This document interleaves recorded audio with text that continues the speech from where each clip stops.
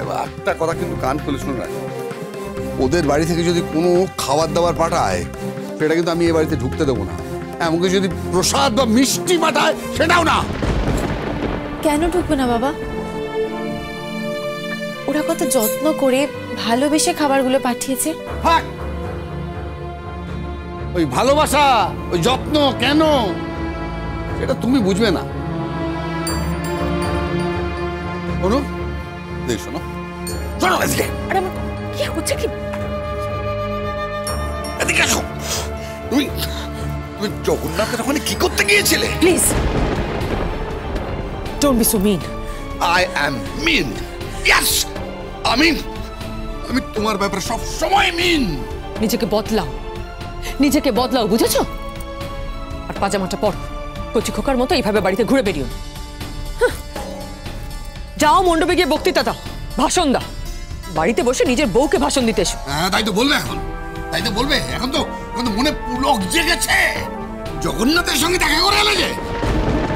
খুব ভালো লাগে, বিশ্বাস করো, খুব ভালো লাগে একটা সুখী পরিবার দেখতে।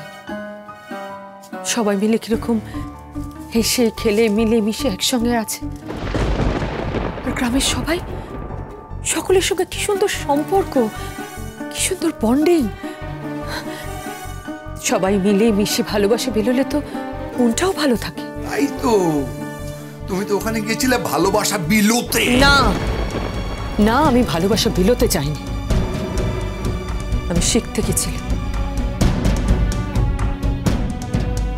কি করে একটা সংসার জোড়া লাগাতে হয়। শিখে এলাম কৌশল্যা মুখার্জির কাছে, জগন্নাথ মুখার্জির কাছে। অবশ্য সে শিক্ষা তো আর তুমি নেবে না। তোমার জীবনে তো একটাই লক্ষ্য, খালি অর্থ উপার্জন, অর্থ আর অর্থ। অর্থের নিরিখেই সকলকে বিচার করো।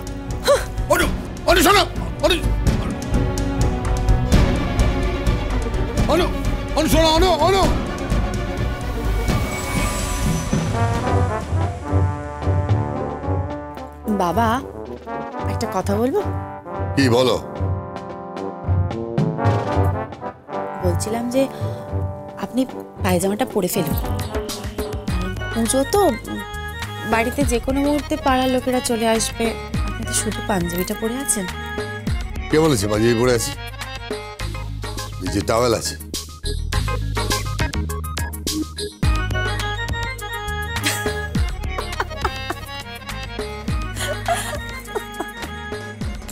হাসছো?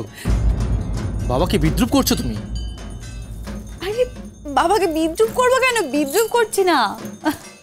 দেখো না, বাবার যত বয়স বাড়ছে বাবা যেন তত ছেলে মানুষ হয়ে যাচ্ছে। আমার যদি একটা বেবি থাকতো না, সে এখন ঠিক এরকমই করতো।